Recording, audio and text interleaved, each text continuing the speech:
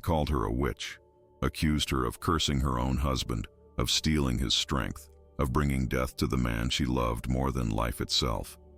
And when she stood before the entire village, alone, desperate, with no one brave enough to defend her, they took everything: her home, her honor, her future. They exiled her into a frozen wasteland where winter kills without mercy, where every day is a fight just to see the next sunrise. They were certain she'd be dead within weeks, but what they didn't know, what they couldn't have known, was that exile wouldn't break her. It would forge her into something they'd never seen before, something stronger, something terrifying. And when whispers reached her that the settlement was dying, that children were starving, that the very people who destroyed her were now begging for salvation, she faced an impossible choice, a choice between the vengeance she'd earned and the mercy that would cost her everything she'd fought to become. Because the man who orchestrated her destruction, he's still alive, still breathing, still living in the house that should have been hers. And she's about to walk back into his world with knowledge he desperately needs and power he can never take away. But here's what will shatter you. When she finally stands face to face with the person who stole her life, what she does next will leave you breathless. Because sometimes the cruelest revenge isn't destruction. It's something far more devastating.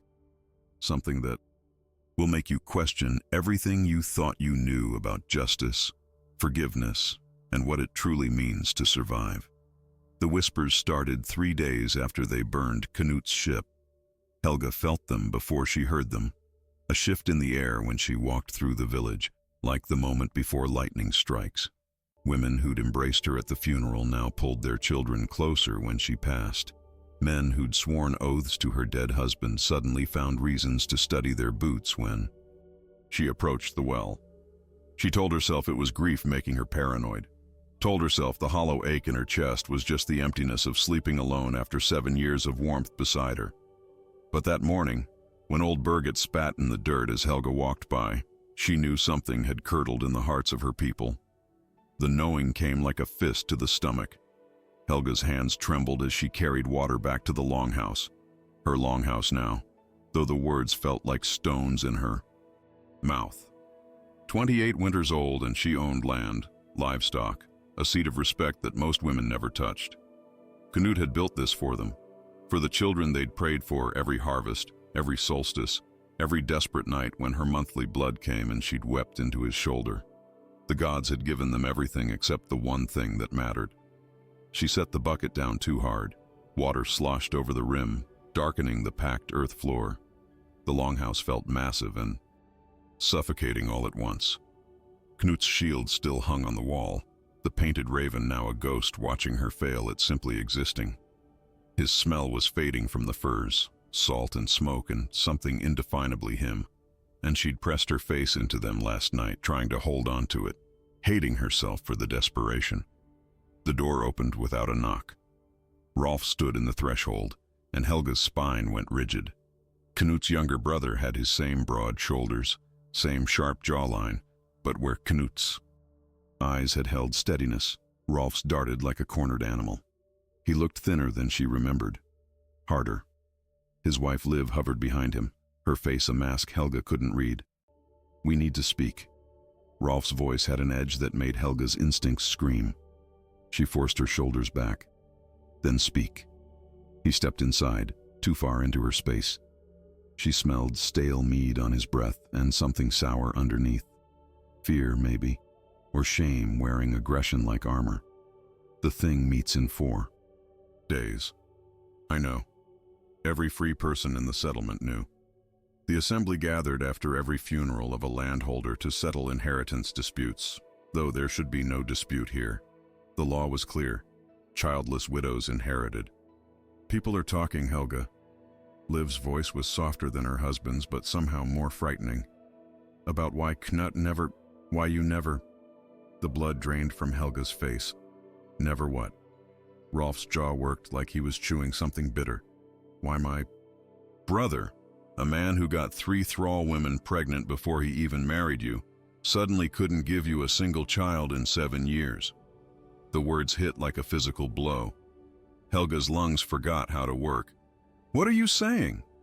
I'm saying people remember things. Rolf was pacing now, unable to meet her eyes. That tea you made him every night. Those herbs you grew that no one else recognized. The way you'd whisper to him before he went to battle. Words no one else could hear. I prayed for, his safety. Her voice sounded far away, like it belonged to someone else. I'm his wife. I loved him. Did you? Liv stepped forward and Helga saw it then. The desperation carved into the other woman's face. Hunger. Not for food, though that was probably there too. Hunger for what Helga had. Or did you love what he could give you? Land, status, a name that meant something. Get out. Helga's whole body was shaking now. Get out of my house. It's not your house. Rolf's words came fast, tumbling over each other like he'd rehearsed them but lost his nerve halfway through. It's my brother's house, my family's land. You were just the woman he married, and now he's dead, and you have everything, and my children. His voice cracked. My children are hungry, Helga. We have nothing. Nothing. And you have all this. The truth slammed into her with the force of a North Sea wave. This wasn't about whispers or suspicions.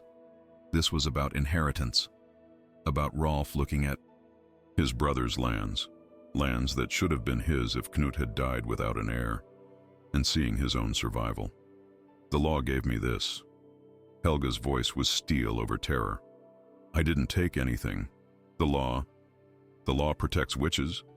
Rolf's shout echoed off the walls. Because that's what people are saying, Helga. That you cursed my brother. Made him weak. Made him unable to give you children so you could keep everything for yourself. And then you sent him to his death with your whispers. That's insane. But even as she said it, Helga felt the ground shifting beneath her feet. She thought of Birgit's spit in the dirt, the pulled-away children, the averted eyes. You're spreading these lies because I want to feed my family.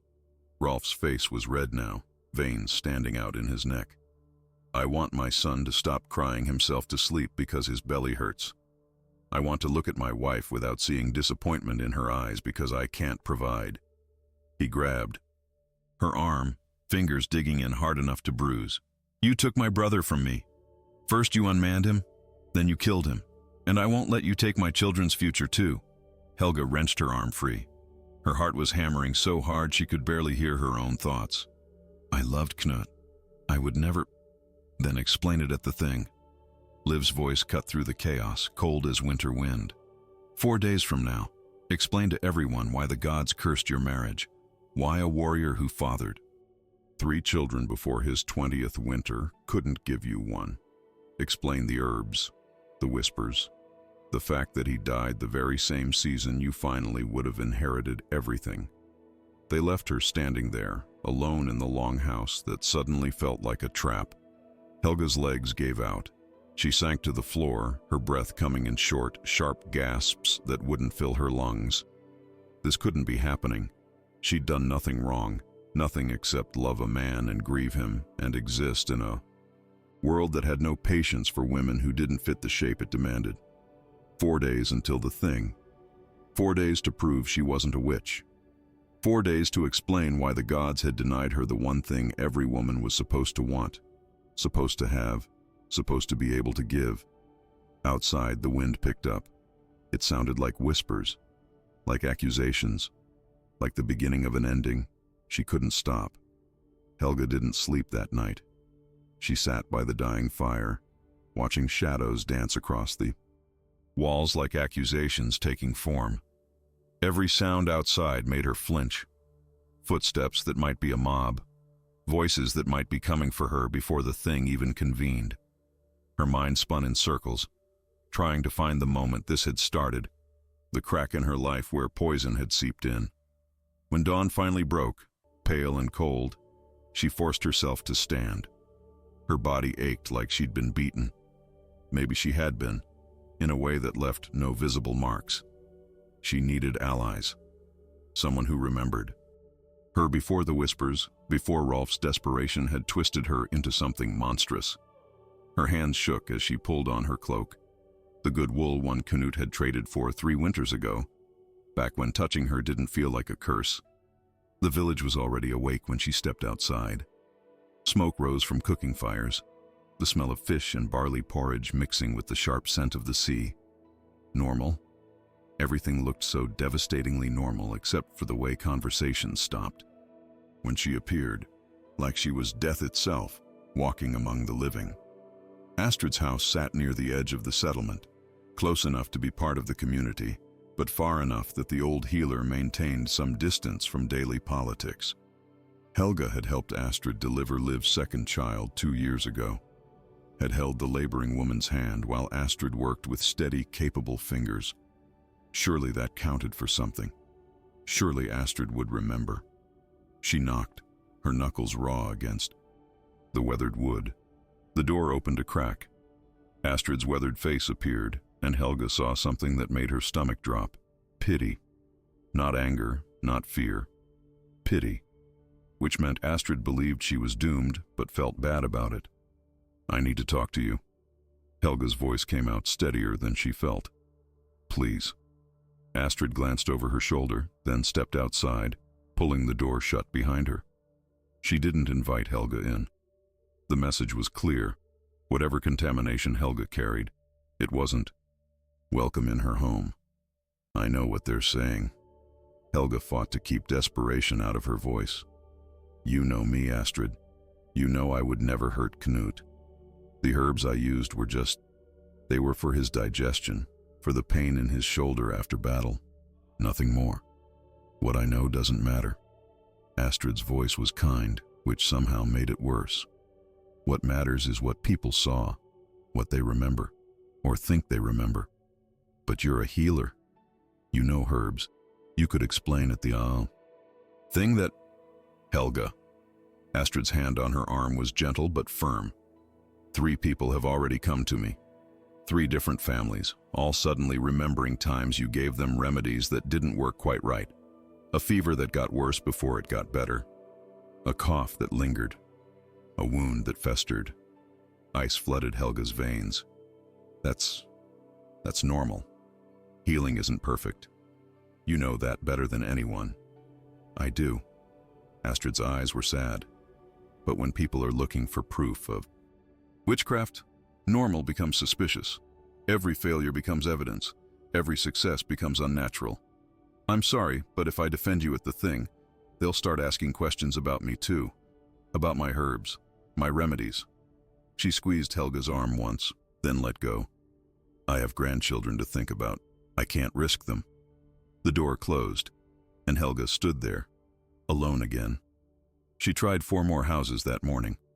4 more people who'd smiled at her at the funeral, who'd eaten her bread and traded with her and sworn they'd help however she needed. Bjorn, who'd fought beside Canute in a dozen raids. He wouldn't even open his door, just called through the wood that his wife was ill and couldn't have visitors. Sina, whose daughter Helga had taught to weave. She answered with her face hard as stone. Said she'd been thinking about that winter her daughter had nightmares, how it had started right after Helga visited. Wasn't that strange? By midday, Helga's legs were numb and her chest felt like someone had carved out everything inside and left just a hollow shell that somehow kept walking. She found herself at the edge of the village where the land sloped down to the fjord. The water was gray today, matching the sky, matching the color of everything in her world. They won't help you. Helga spun around. Rolf stood there, and he looked different in the daylight. Smaller somehow. His shoulders hunched like he was carrying something too heavy. His eyes were red-rimmed. This is what you wanted. Her voice was flat, empty. You planted the seeds. Now everyone's too afraid to stand with me. I just told the truth. But he wouldn't look at her when he said it. About the herbs, about the whispers, about how strange it was that Canute, you're condemning me to exile or death so you can take land that isn't yours. Something hot and sharp cut through Helga's numbness. Rage. Finally rage. Your brother loved me. He would be ashamed of you. Rolf's face twisted. For a second, she saw real anguish there. Canute got everything. Every single thing. Father's respect, the best weapons, first choice of wives, land, glory. And what did I get? Scraps. Always scraps. And then he died, and I thought, his voice cracked. I thought finally something would be mine. But no, even dead, he still has everything, and it goes to you instead of his blood. So you'll destroy me. Helga's hands clenched into fists. You'll let them call me a witch, let them drive me out. Into winter with nothing. Maybe let them kill me. Also, you can feed your children on land watered with lies. My children are starving, Rolf's shout echoed off the rocks. Do you understand that? Starving. Liv cries every night because she can't make enough milk. Our daughter is so thin I can count her ribs. And you sit in that longhouse with stores enough for 3 families, and you ask me to just let my children die, because it wouldn't be honorable to... Then ask me for help. The words, burst out of Helga like they'd been trapped too long. Ask me, Rolf. Come to me as family and say you need food, need help, need anything, and I would have given it. I would have shared everything Knut left because you're his brother, and I don't want charity. His voice was quiet now, dangerous. I want what's mine by right. And at the thing, I'll get it. He walked away, leaving Helga standing at the edge of the fjord with the wind cutting through her cloak and the truth settling like stones in her stomach. She had 3 days left, 3 days to find someone brave enough to speak for her. 3 days before the assembly that would decide if she was a woman or a monster. The water below looked cold and deep and peaceful. The thing convened on the 4th day, just as the sun reached its highest point in a sky the color of old iron. Helga walked to the assembly grounds with her spine straight and her head high, even though every step felt like walking toward her own funeral pyre. She'd braided her hair the way Knut had loved, woven with the blue ribbons he'd brought back from his last raid. If they were going to destroy her, they'd do it while she still looked like herself. The entire settlement had gathered. Men, women, children, even thralls who had no voice in the proceedings but could watch the free people dispense justice, or what passed for justice. The assembly ground was a flat clearing surrounded by stones, each one placed by the founders generations ago. Sacred space. Neutral ground where feuds were supposed to be set aside in favor of law. Helga knew better now. Law was just another weapon, and Rolf had learned to wield it.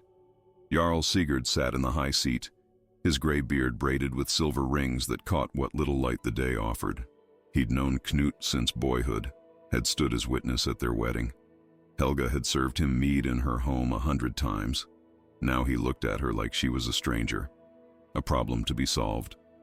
We gather to address a matter of inheritance and accusation. Sigurd's voice carried across the assembly.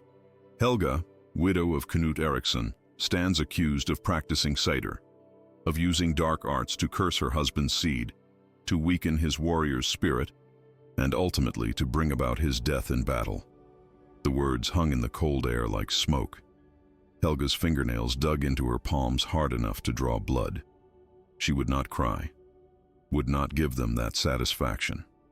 Rolf Eriksson brings this accusation as brother to the deceased, and as rightful heir should Helga be found guilty. Sigurd gestured to Rolf, who stood with Liv beside him. His wife held their youngest child, a girl of maybe 2 winters, whose hollow cheeks made Helga's heart twist despite everything. Speak your testimony. Rolf stepped forward. He'd prepared for this. His voice was steady, his words measured. Gone was the desperate, guilty man from the fjord's edge. This was a performance. My brother was a warrior of great renown. Before his marriage to Helga, he had already fathered 3 children with thrall women. Strong children, healthy children. His manhood was never in question. Murmurs rippled through the crowd. Helga felt heat rise in her cheeks. They were going to discuss her most private shame in front of everyone. Every failed hope, every month she'd bled, every whispered prayer that had gone unanswered.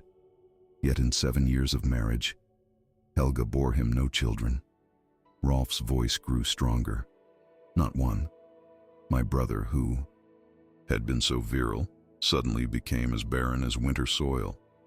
And Helga, He turned to point at her, and she saw his hand shake slightly. Good. Let him feel the weight of what he was doing. Helga gave him tea every night, herbs that no one else could identify.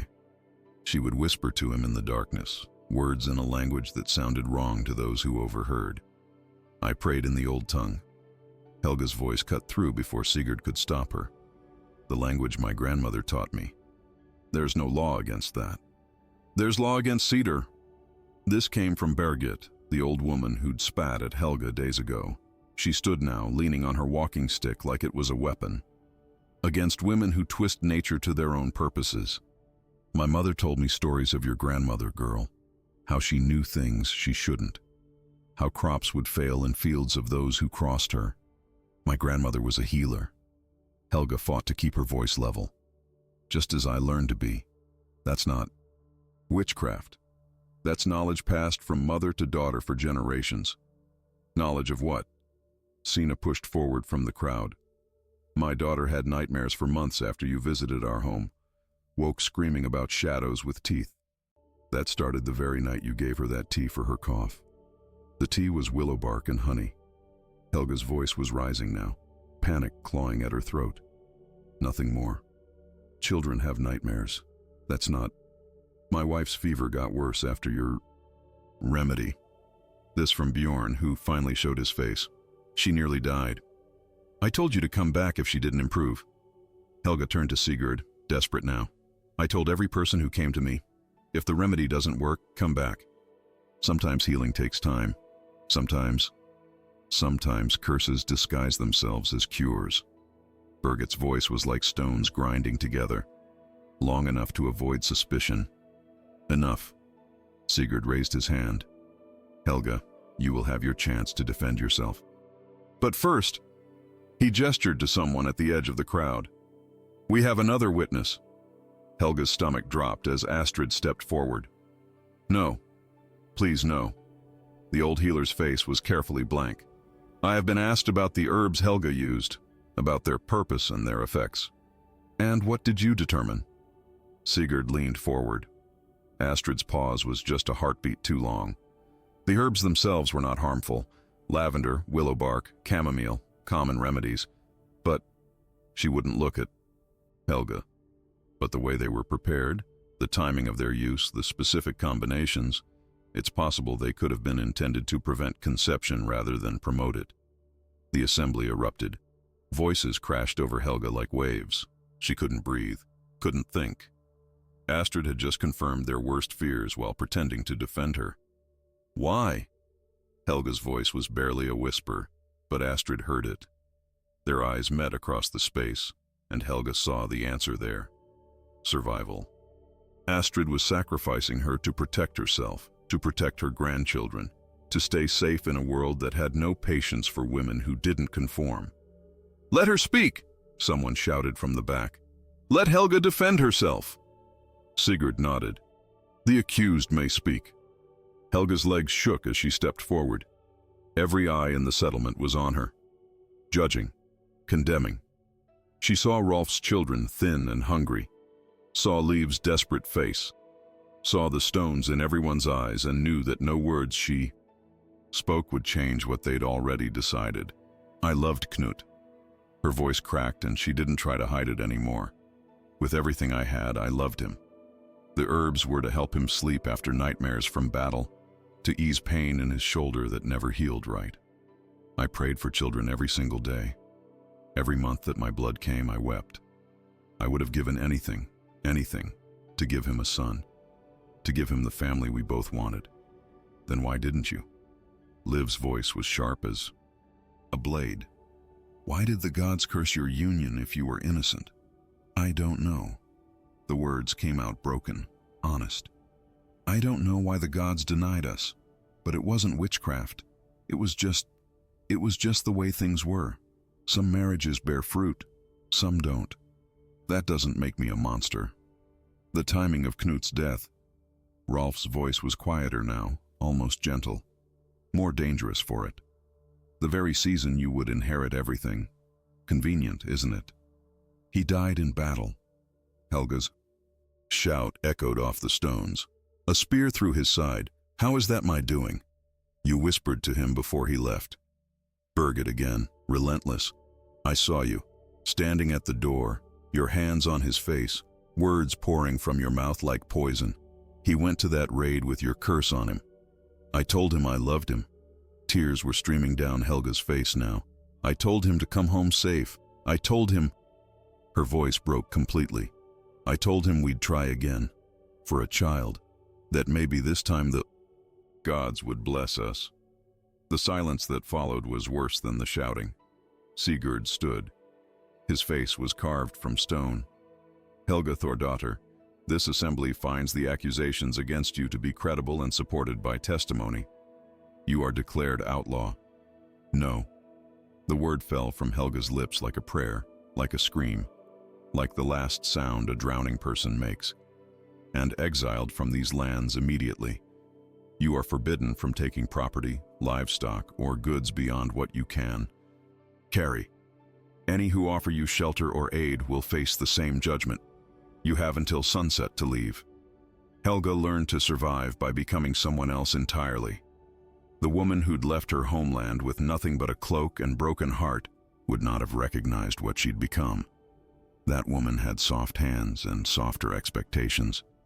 She'd believed in justice, in community, in the idea that goodness would somehow be rewarded. Winter in Greenland had burned all of that away, leaving something harder. Something that knew how to gut a seal without flinching, how to read weather in the texture of clouds, how to exist in a world that didn't care whether she lived or died. The settlement she'd found, if you could call it that, was barely 20 souls clinging to the edge of the world. Norsemen who'd fled blood feuds or bad debts, mixed with Inuit families who tolerated the newcomers because they brought iron tools and trade goods. It was a place where no one asked questions about your past, because everyone had something to hide. Thora was the first person who'd spoken to her without suspicion. A Norse woman maybe 10 winters older than Helga, with scars on her hands that spoke of hard labor, and a laugh that sounded like it had been forged in fire and somehow survived. She'd found Helga half frozen outside the settlement that first week, had dragged her inside without ceremony, and said 3 words that had saved her life. Work or die. So Helga worked. She learned to fish through ice so thick it took 2 people to break through. Learned which berries stayed edible through winter, which roots could be boiled into something that kept your stomach from eating itself. Learned the Inuit words for help and thank you and I don't understand but I'm trying. Learned that survival had no room for pride or shame or any of the things that had defined her old life. 2 years passed like a dream she couldn't quite wake from. Her hands grew calloused, her body grew lean and strong, in ways it never had when she'd been a jarl's wife with thralls to do the hardest labor. She could carry water up steep paths without stopping, could work a full day on half the food she used to eat, could sleep through storms that would have terrified her before.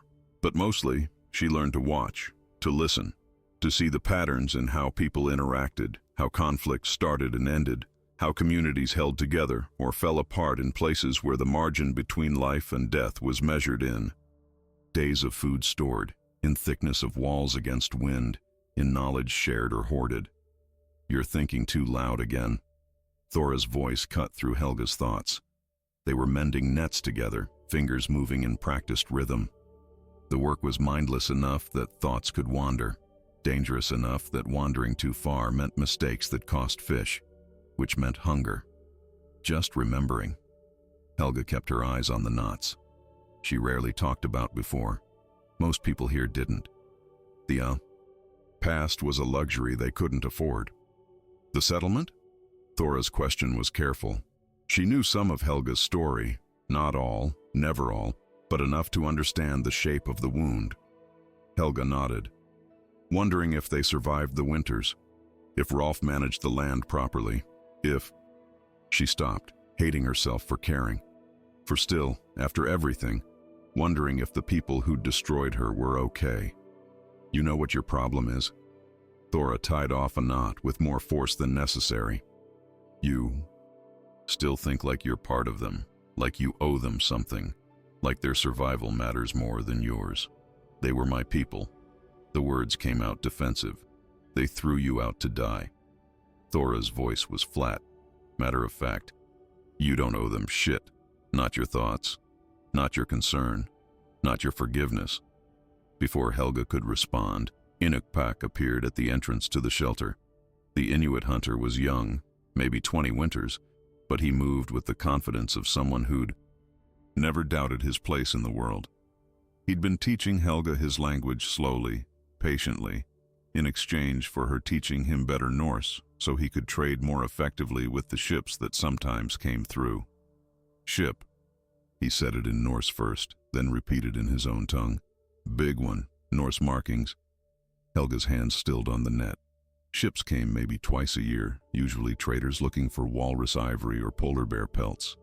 They brought news sometimes, gossip, stories from home. She told herself she didn't care what news they brought. She was lying. By the time she reached the shore, half the settlement was already there. The ship was indeed large, a proper nar, the kind used for serious trade voyages. Its sail was down, oars out, crew working to bring it into the protected cove. Helga hung back, hood up, trying to be invisible. Old habits, old fears. What if someone recognized her? What if word had spread about the outlaw witch from Helga? The voice froze her. Blood. She knew that voice, had heard it at her wedding, at a dozen feasts, had listened to it tell stories by firelight while Knut laughed beside her. She turned slowly. Magnus stood there, and age had marked him more than she expected. Knut's oldest friend, the man who'd held her when she'd collapsed at the funeral. His beard was more gray than she remembered. His face carried new lines of worry. It is you. His voice cracked slightly. God, everyone thought you died that first winter. What are you doing here? Helga's voice was harsher than she intended. Defensive. Scared. If Sigurd sent you to... Sigurd's dead. Magnus said it bluntly. Fever took him 8 months ago. A lot has changed, Helga. A lot has... He glanced around at the curious faces gathering. Can we talk? Privately? Every instinct screamed at her to run, to hide, to protect the small, hard-won life she'd built from contamination by everything she'd left behind. But curiosity, and something deeper, something that still ached like a missing limb, made her nod.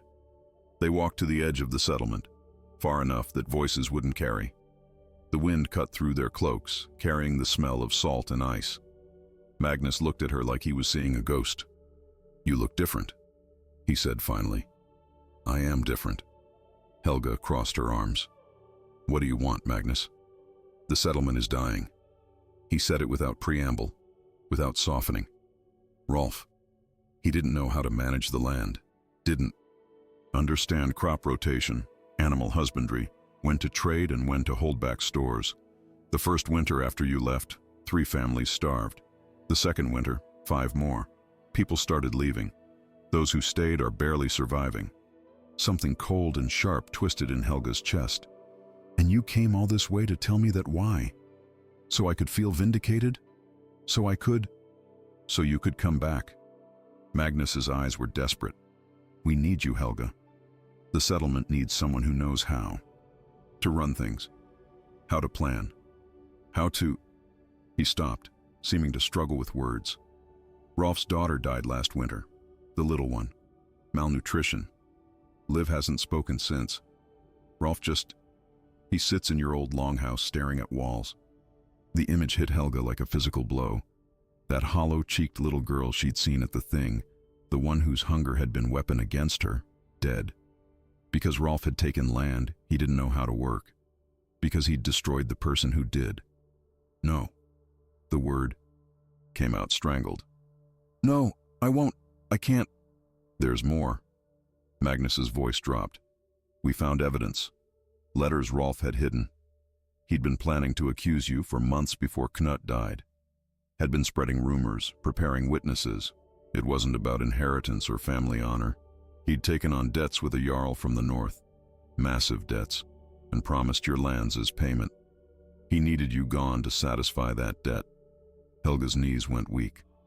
All of it. The whispers, the accusations, the thing, all of it had been planned, calculated. Rolf had orchestrated her destruction not out of desperation, but out of cold political necessity. People know now, Magnus continued. They know they condemned an innocent woman, that they let themselves be manipulated. The guilt is eating them alive, Astrid especially. He paused. She tried to hang herself last spring. Thora cut her down in time, but Helga didn't sleep that night. She sat outside her shelter watching the stars wheel. Overhead, feeling like she was being torn in two by invisible hands. Part of her, the part that still bled from what they'd done, wanted to tell Magnus to sail away and never come back. Wanted to let them all starve in the bed they'd made. Let Rolf sit in his guilt until it consumed him. Let Astrid live with the weight of her cowardice. Let every person who'd stood silent at that thing feel the consequences of their choices. But there was another part, smaller, quieter, but refusing to die, no matter how hard she tried to kill it. The part that remembered Sina's daughter laughing while learning to weave.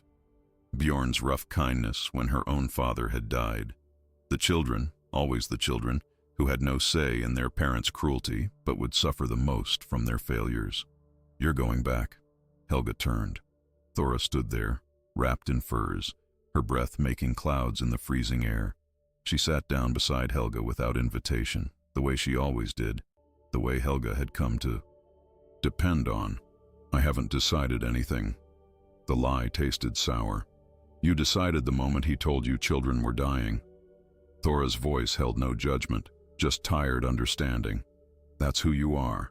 Even after everything, even after they destroyed you, you can't let innocent people suffer when you have the power to help. Is that weakness? Helga's voice cracked. Am I too stupid to protect myself?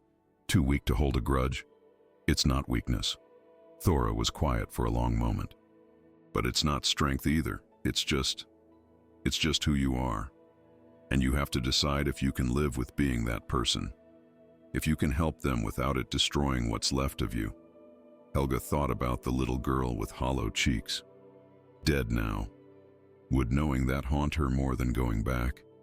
Would staying here, safe and distant, feel like revenge or just another kind of exile? I learned things here. Helga's words came slowly, feeling their way forward. Things they need. Not just about crops and livestock, about community, about how the Inuit share food in lean times. Nobody hoards, everyone survives together or not at all. About how to preserve fish in ways that last longer. About reading ice, about weather patterns, about... She stopped, her throat tight. I could teach them, make them better than they were. And what do you get? Thora's question was sharp, practical. Besides the satisfaction of saving people who threw you away. That was the question, wasn't it? What did she want from this? Revenge dressed as mercy? Vindication? The chance to stand before Rolf and watch him crumble under the weight of what he'd done? Or something else entirely? Something she couldn't quite name but felt like completion. Like closing a circle that had been left broken. I get to choose. Helga said it quietly, but the words felt like truth settling into her bones. They took everything from me. My home, my honor, my husband's memory. They made me powerless. But this, she gestured vaguely toward where Magnus's ship lay anchored. This is power. The power to help or not help, to forgive or not forgive. That choice is mine, and they can't take it from me. Thora studied her face in the starlight. Just promise me something. What? Don't lose yourself trying to save them. Don't become so focused on their redemption that you forget your own worth. Thora's hand found Helga's in the darkness, squeezed hard. You survived something that should have killed you. You built yourself back from nothing. That matters. That's yours. Don't let them take it by making you believe you owe them your pain. The words settled over Helga like a blessing, or maybe a warning. Probably both. When dawn broke gray and cold, Helga found Magnus near his ship, directing his crew in repairs to rigging damaged by ice. He saw her approaching and straightened, hope and fear warring on his face. I'll come back. Helga said it before she could change her mind. But there are conditions. Magnus nodded quickly. Anything. Name it. First, I want it in writing, witnessed and sealed, that I am restored fully. Not just allowed back, fully restored. My name cleared of all accusations. Rolf's manipulation exposed publicly. Every person who lied at that thing has to acknowledge what they did. Done. Magnus didn't hesitate. The new Jarl, Torstein, you remember him. He's already prepared documents. He wants this made right. Second, Helga's voice hardened. I come back as the settlement's administrator. Not as a supplicant asking for mercy. Not as a returning exile grateful for scraps. I come back with full authority over land management, resource distribution, and trade. They need expertise. They accept my authority, or I stay here. Magnus's eyes widened slightly. This was bold. Women could own property, could inherit, but direct administrative control over a settlement's resources. That was unusual, not impossible. There were precedents, especially with capable widows, but unusual enough to cause resistance. I'll argue for it, Magnus said carefully. But some of the men condemned an innocent woman because one desperate fool told convincing lies. Helga's words came out sharp as flint. Some of the men have spent 2 years running that settlement into the ground. They can accept that a woman knows better than them, or they can starve with their pride intact. Their choice. Magnus's lips twitched, almost a smile. You really have changed. I had to. Helga looked back toward the settlement, toward the life she'd built in exile, toward Thora, who stood watching from a distance. I died in that fjord. The woman who left your settlement with nothing. She's gone. What's coming back is someone else. Someone who knows exactly what she's worth and won't accept less. There's one more thing you should know. Magnus's voice dropped. Rolf asked me to bring you a message, if I found you alive. Helga's stomach clenched. I don't want. He said to tell you he understands if you let him starve. That he deserves it. That he knows sorry is just a word and words are what destroyed you, so he won't insult you with them. But that if you save his remaining children, Magnus's voice roughened with emotion, if you save them, he'll spend whatever life he has left trying to become someone worthy of that mercy. The message hit Helga like a wave. She'd expected begging or justification or defensive anger. Not this. Not accountability that didn't ask for forgiveness, that didn't expect anything except consequence. His remaining children. Helga repeated the words. How many? 2, a boy of 7 and a girl of 5. Lives somewhere between alive and dead. Her body works, but her mind is gone. The children are. Magnus trailed off. They're hungry, Helga, so hungry. Helga closed her eyes, saw those children in her mind, innocent, blameless, suffering for their father's sins the way children always did when adults played games with power and pride. We leave in 3 days, Magnus said quietly. That gives you time to prepare, to say goodbye to. He gestured toward the settlement, toward Thora, toward the life Helga had built in the margins of the world. 3 days, Helga repeated. Her heart was hammering. This was really happening. She was really going back to the place that had broken her, armed with knowledge and power they couldn't take away. She spent those 3 days teaching Inukpak everything she could about Norse trade practices, about which merchants were honest and which would cheat him. Spent hours with Thora, not talking much, just existing in the comfortable silence they'd built. On the last night, Thora gave her a small carving, a seal made from walrus ivory, worn smooth by handling. For luck. Thora's voice was gruff. And to remember that you have a place here, always. If it gets too hard, if they... She stopped, started again. You can come back. You know that. Right? This isn't exile anymore. It's choice.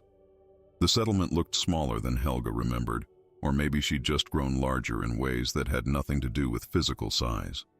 The ship entered the familiar fjord at midday, and Helga stood at the prow, watching her former home emerge from coastal fog like something from a half-remembered dream.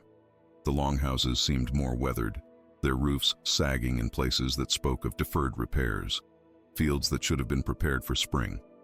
Planting lay fallow and overgrown. Even from a distance, she could see the wrongness. Fences broken, storage buildings leaning, an overall air of exhaustion clinging to everything like morning frost that never burned away. Magnus had warned her, but seeing it was different. This wasn't just hardship. This was a community slowly dying because the people who knew how to sustain it had either fled or been driven out. People started gathering at the shore as the ship approached. Helga recognized faces, older now, thinner, marked by winters that had been harder than necessary. She saw Bjorn, his shoulders more stooped. Sina, her hair gone gray. Astrid, who looked like she'd aged 10 years instead of 2. Her face hollow with something that might have been grief or guilt or both. The ship's crew secured it to the dock with practiced efficiency. Magnus offered Helga his hand to help her disembark, but she waved it away. She needed to step onto this shore under her own power. Needed them to see that she wasn't returning as a victim begging for scraps, but as someone who'd survived what they'd done to her and come back anyway. Her boots hit the weathered wood of the dock, and the sound seemed too loud in the sudden silence. Everyone was staring, some with shame written plainly across their faces, some with desperate hope, some with confusion. Who was this woman with calloused hands and direct gaze, wearing practical travel clothes instead of the fine wool they remembered? Jarl? Thorstein stepped forward. He'd been a Carl when Helga left, a free farmer with some influence but not leadership. Apparently, Sigurd's death had elevated him. He was younger than the previous Jarl, maybe 35 winters, with intelligent eyes that assessed her carefully. Helga Thordaughter. He used her father's name, not Knut's. A small thing, but significant. Acknowledging her as her own person, not just as someone's widow. On behalf of this settlement and by my authority as Jarl, I formally revoke your exile. The accusations brought against you have been proven false. Your honor is restored, and you are welcomed back to your rightful place among us. The words were formal, practiced, but Helga heard something underneath them. Genuine remorse, or maybe just political necessity. Did it matter which? I accept your revocation. Helga's voice carried across the assembled crowd. But I don't return seeking what was taken. I return offering what you need, knowledge, experience, and expertise your settlement is dying without. Magnus told you my conditions. Do you accept them? A murmur rippled through the crowd. Some faces showed resistance, men who didn't like the idea of taking orders from a woman, even one they'd wronged. But more showed calculation. Hunger was a powerful motivator. So was the sight of children with protruding ribs and dull eyes. The thing will convene tomorrow to formalize the arrangement, Thorstein said carefully. But I support your appointment as Administrator of Resources and Trade. You have my vote and my voice in arguing for it. Where's Rolf? The question came from Birgit, her voice sharp. The old woman looked diminished, like winter had stolen something essential from her bones. She should face him, should hear him admit what he did before. I'll face him when I'm ready. Helga cut her off. Her voice had steel in it that made several people flinch. Right now I want to see the storage houses, the livestock, the fields. I want inventory of what you have, what you need, what's been neglected. Magnus, arrange it. She walked past them, up the path from the shore, not waiting to see if anyone followed. She heard footsteps behind her. Magnus, and after a moment, Thorstein. Good. The Jarl was smart enough to recognize authority when he saw it, even if it came in an unexpected form. The storage house told her everything. Half empty at the wrong time of year. Grain improperly stored, already showing signs of mold. Dried fish that had been allowed to get damp, ruining preservation. Tools in disrepair, not because of use, but because of neglect. This wasn't just poor management. This was collapse in slow motion. How many will die if the next winter is hard? Helga asked bluntly. Thorstein's jaw worked. Maybe a third, maybe more. And you waited this long to seek help because pride. He said it simply, honestly. and shame, and not knowing if you'd even survive to help. Magnus volunteered to search for you 6 months ago. Some people thought it was pointless, thought we should just accept that we'd... He stopped, his face hardening with self-disgust. That we'd murdered you and had to live with that. Helga turned to look at him directly. You were at the thing. You voted for my exile. I did. He met her eyes without flinching. I believed Rolf. Believed that where there was smoke, there was fire. That multiple witnesses couldn't all be wrong. I was... He paused, seeming to search for words. I was a coward. I knew Rolf was desperate, knew he had debts, but I told myself that didn't mean he was lying, that maybe both things could be true, that he needed the land and you were dangerous. His voice dropped. I was wrong, and I've had to watch children starve because I was too weak to question a convenient narrative. The admission surprised her, not because it was made, guilt had a way of loosening tongues, but because it was made without asking for forgiveness, without expectation of absolution. Just a man stating facts about his own failure. Tomorrow at the thing, Helga said, I want full accounting. Every person who testified against me stands up and admits they lied or were manipulated. Every person who stayed silent admits their cowardice. Public. Complete. No hiding behind shame or embarrassment. If I'm going to save this settlement, I need to know exactly who I'm working with. And Rolf? Magnus asked quietly. Helga's hands clenched. Tomorrow. I'll see him. Tomorrow. They gave her back her old longhouse. Someone, maybe several someones, had maintained it minimally, kept weather from destroying it completely, even though no one had lived there. Helga stood in the doorway, looking at the space where she'd been happy once, where she'd loved Knut and been loved, where she'd dreamed of children who never came, where she'd prepared tea for her husband with hands that trembled at how much she adored him. Knut's shield was gone from the wall. Of course it was, probably buried with him, the way it should be. But the hooks remained, empty, like missing teeth in a smile. She sat on the bench where they used to sit together in evenings, and for the first time since Magnus had found her, Helga let herself cry. Not for what she'd lost, that grief was old, worn smooth by time, but for what she'd become, for the fact that she could stand in this house and feel nothing but hollow ache, that the memories didn't hurt the way they used to, that she'd survived, by learning not to need this place, and now she was back in it, and it felt like wearing clothes that no longer fit. A soft knock interrupted her tears. She wiped her face roughly and stood. Come in. Astrid stood in the doorway. The old healer looked like she'd been hollowed out and badly reassembled. Her hands shook. Her eyes were red-rimmed from crying that probably never stopped. I don't expect forgiveness. Astrid's voice was barely above a whisper. I just need you to know that I've hated myself every single day since the thing, that I see your face every time I close my eyes, that I tried to... She stopped, her throat working. I tried to make it stop. The guilt, the shame. Someone found me. Thora. She wouldn't let me. She couldn't finish. Magnus told me. Helga's voice was flat. I'm not asking you to absolve me. Astrid's whole body was shaking now. I just need you to know that I know what I did. That I destroyed an innocent woman to protect myself. That I'm a coward who chose safety over truth. I'll stand up tomorrow at the thing and say it publicly. And then, her voice cracked. And then if you want me exiled, if you want me to face what I helped do to you, I'll accept it. The thing convened at dawn, and this time Helga walked to the assembly ground as someone entirely different from the terrified woman who'd stood there 2 years ago. The entire settlement gathered again, but the energy was inverted. Where before there had been righteous awe, certainty, now there was shame so thick it seemed to choke the air. People couldn't meet her eyes, couldn't meet each other's eyes. They assembled like mourners at a funeral for their own integrity. Torstein stood in the high seat, and his first act was to read the formal declaration of Helga's restoration. Then he did something unexpected.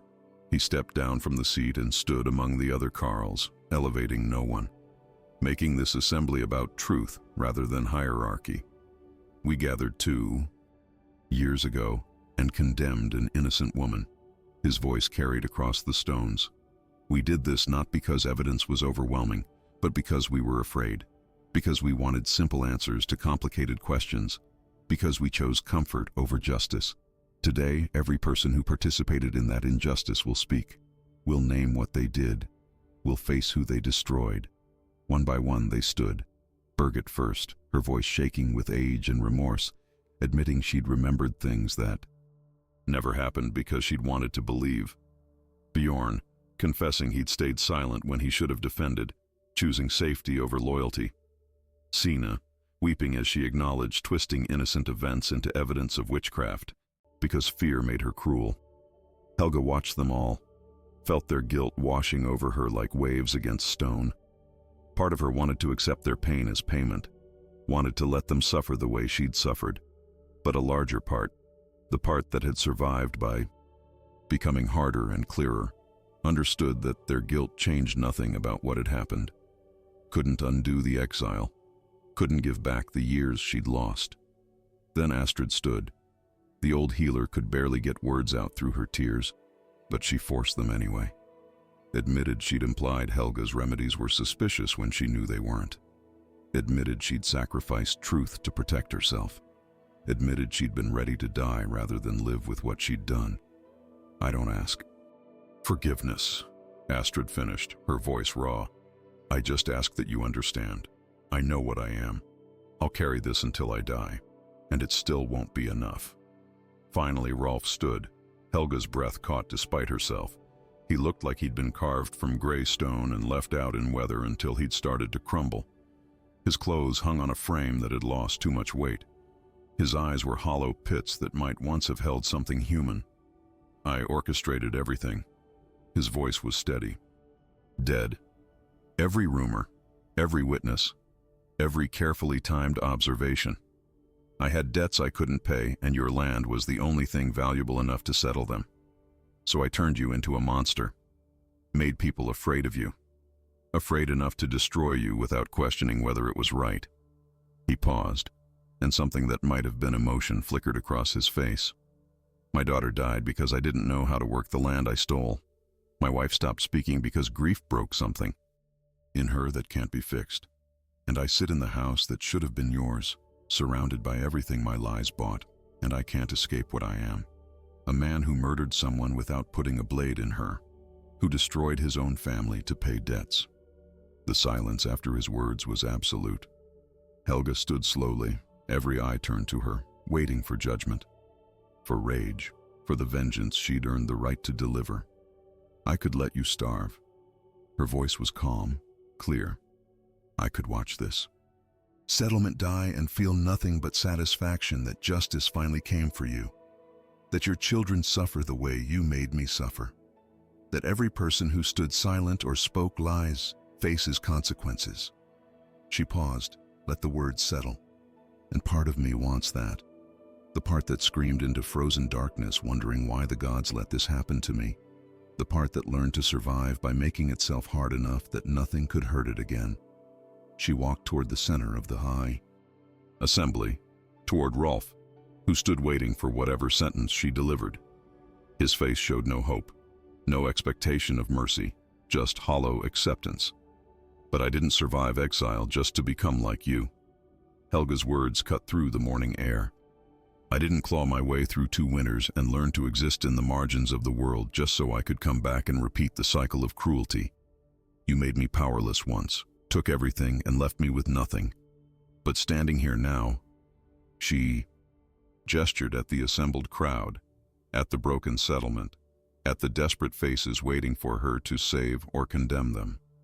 I have all the power, and what I choose to do with it defines who I actually am, not who you tried to make me. She turned to address everyone. I'll help you. I'll teach you what I learned about preservation, about community management, about survival when resources are scarce. I'll use everything exile forced me to become to keep your children alive. But understand this. Her voice hardened. I'm not doing it for you. I'm doing it because innocent people don't deserve to die for their parents' failures, because children shouldn't starve because adults made bad choices. I'm doing it because the woman I was, the one you destroyed, would have helped, and I won't let you take that from me too. She looked at Rolf directly. Your children will be fed, will be taught, will have the chance to become better than you. But you and I, her voice dropped, we will never be family, never be friends. You'll work whatever land I assign you. You'll follow whatever guidance I give. And every single day for the rest of your life, you'll know that you're alive because I chose mercy over justice. Not because you deserved it, not because you earned it, but because I refused to let your cruelty make me cruel. Rolf's face crumpled. He dropped to his knees, and Helga thought he might beg. Instead, he just nodded, accepting, understanding that this was worse than exile. To live every day with the knowledge that the person he'd destroyed had saved him anyway. Helga turned to Torstein. I'll need a crew to survey the fields, need inventory of seed stock, need to know which families are most vulnerable so we can prioritize resources. And I want a full accounting of Rolf's debts, who he owed, what he promised, whether those agreements are still active. She paused. If we're going to fix this mess, we fix all of it.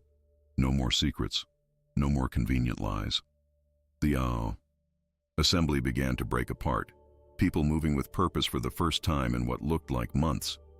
Helga stood in the center of it all, watching her former home come back to life under her direction, and felt something complex settling in her chest. Not quite forgiveness, not quite peace. Something harder and more real. The understanding that survival wasn't about going back to who you were before trauma. It was about taking what trauma taught you and building something new from the wreckage, something stronger, something that couldn't be destroyed by fear or lies or desperation. That evening, she walked to the fjord's edge where she'd stood 2 years ago, contemplating whether the cold water would be kinder than exile. The sun was setting, painting the water in shades of orange and gold. She pulled out the small seal carving Thora had given her, held it in her palm, feeling its familiar weight. She'd come back. She'd face them. She'd chosen mercy not because they deserved it, but because she deserved to be the kind of person who could choose mercy even when vengeance would have been easier. The settlement would survive now. Children would be fed. Fields would be planted correctly. The community would rebuild slowly, painfully, on foundations of acknowledged failure rather than convenient lies. And Helga, she would stay long enough to ensure that survival, would teach them everything exile had taught her, would leave them better than she'd found them. But she wouldn't stay forever. Couldn't. This place would never truly be home again. Too much had broken that couldn't be repaired. Too many memories lived in these stones that hurt more than helped. Eventually, she'd return to Greenland, to Thora, to the life she'd built in the margins where no one expected anything except honesty and work and the kind of community that formed when people had nothing but each other. But for now, she had children to feed, had a settlement to save, had power to wield, with wisdom earned through suffering. The woman who'd been exiled was gone. The woman who'd returned was someone new, someone harder, someone kinder, someone who understood that the strongest revenge wasn't destruction. It was becoming so completely yourself that the people who tried to break you had to live knowing they'd failed. Helga turned away from the water and walked back toward the longhouse, toward work, toward a future she was building deliberately, carefully, with hands that knew how to survive anything. She was done being destroyed. Now she would create. Helga's story forces us to confront an impossible question. What would you do if the people who destroyed you came crawling back, desperate for the very thing only you could give them? Would you have the strength to choose mercy when vengeance was not only justified but expected? Or would you let their cruelty transform you into something just as broken as they are? She stood at that crossroads, between becoming the monster. They accused her of being and remaining the person she'd fought so hard to stay, and her choice wasn't about them at all. It was about who she wanted to be when no one was watching, about whether survival meant hardening into stone or learning to carry wounds without letting them define you. The most devastating truth in Helga's journey is this: sometimes the people who hurt us most are drowning in their own choices, and we have to decide if their suffering brings us peace or just more emptiness. She learned that real power isn't about making others pay. It's about refusing to let their worst moments steal your capacity for grace. That exile can teach you things comfort never could. That coming back stronger doesn't always mean coming back harder. It means coming back clearer, more certain of who you are and what you stand for, even when the world has given you every reason to abandon those things. So I leave you with this. Have you ever had to choose between the revenge you deserved and the person you wanted to become? Have you ever been tested by the opportunity to hurt someone who hurt you first? Helga's story reminds us that we define ourselves not in moments of comfort, but in moments of unbearable choice. If this story moved you, if it made you question what you would do in her place, share it with someone who needs to hear it. Hit that like button if you believe in the kind of strength that chooses creation over destruction. And follow this channel for more stories that don't just entertain, they transform. Because sometimes the most powerful stories aren't about heroes who never fall. They're about people who fall, shatter completely, and somehow find the courage to build themselves into something even more beautiful from the broken pieces.